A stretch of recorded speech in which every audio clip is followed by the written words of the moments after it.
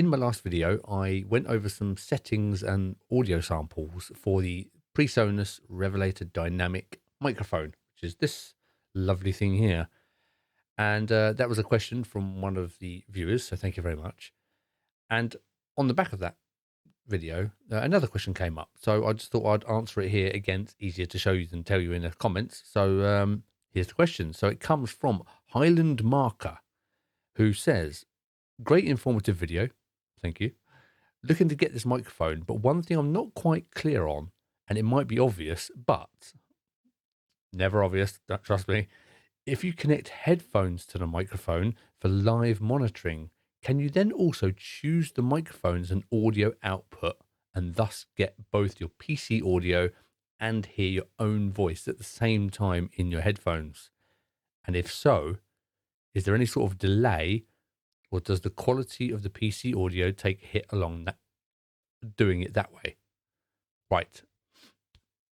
Okay, so what he's asking there, or she, I actually don't know, he or she is asking, is if I just lift this up here, he says with no slack at all, in the back of the microphone, you can see that there's a headphone socket, and that is so you can monitor your own voice while you're talking. But the problem is if you have your headphones, plugged into the back of the microphone, then you're not going to be hearing the PC audio, because obviously you're just plugged into this and your PC has its own audio system. However, this microphone is, because of this software, it makes it very, very easy. I'll say easy. I've spent about 3 hours trying to get this to work, but I'm going to save you the time here. So the answer is yes, you can listen to your PC audio through your headphones like I am now, and you can also monitor yourself at the same time, which again I'm doing right now. The monitoring is almost instant. There's no delay at all. I can't hear anything, sort of any lag at all. It's really, really good. As for the PC audio quality, it does sound a little bit more, maybe a little bit more trebly, a little bit higher. I don't think it's quite as rich, but it's fine. It's totally fine. It's totally fine. So first of all, let me just show you how you select your PC audio to go through your microphone to come into your headphones. Okay, so let's start there. So as you can see here, I've brought up, if I don't move my stupid face that way, that'll help. So I've brought up the sound settings. So you can do this several different ways. If you go to the bottom right of your PC here, you can see you've got the speaker. I'll assume no one knows this, so then let's just go with that. And it has your playback device. Now, when you plug in your Revelator, it automatically creates 3 audio devices in your system just by plugging it in. Okay. So if you go to your sound options here, your output settings is what you're going to change. Okay. So you are going to change this. So is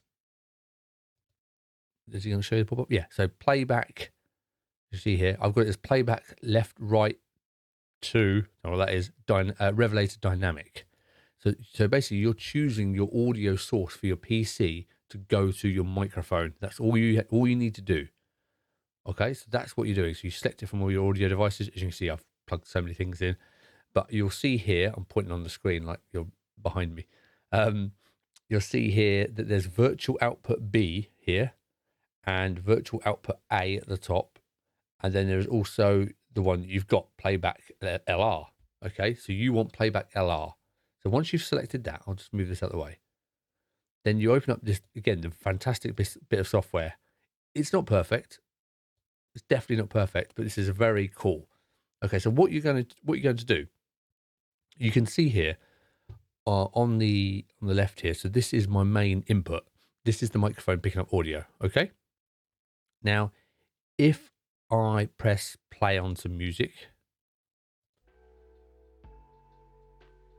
Okay.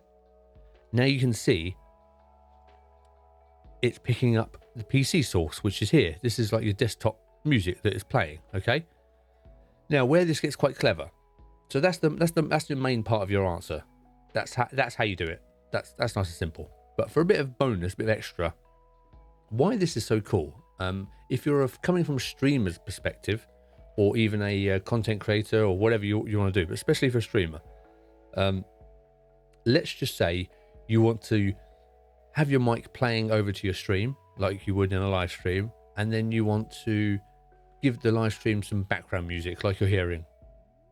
Now, I can't show you this exactly because you're hearing the music that I'm recording. So I can't show you exactly, but you'll get what I mean in a minute. Okay, so this is your main mix here that you're listening to. Okay, so this is your voice and the music.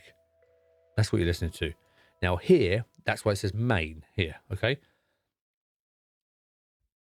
these are your different mixes that you can have. So they're called Stream Mix A, and basically what that is whatever you want to send to the stream, you put in Stream Mix A, and then whatever you send in main is what you're going to hear.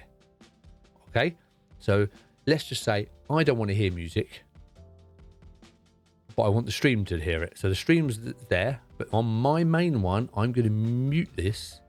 Now you're going to still hear it because you're hearing my desktop music.